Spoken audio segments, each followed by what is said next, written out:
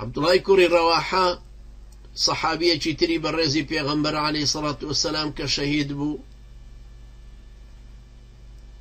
ڕۆژێک قورئانی خوێند لە سوورەی مەریەم کە گەیشتەوە ئین منکم ئیلا واردوها كان على ربك حتما مقضيا. خوای پەروەردگارە فەرمێ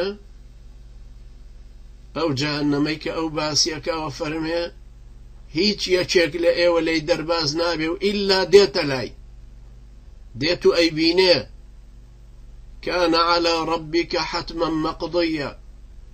خوای پەروەردگار بە ئەرکێکی داناوە کە هەر یەکێک لەوانە ئەبێ بێن و بیبینن. جا عبدوڵای کوڕی ڕەواحە زۆر گریا و فەرمووی فەلا ئەدری ئەئەنجو منه ئەم لا، نازانم قوتارە بم لێیان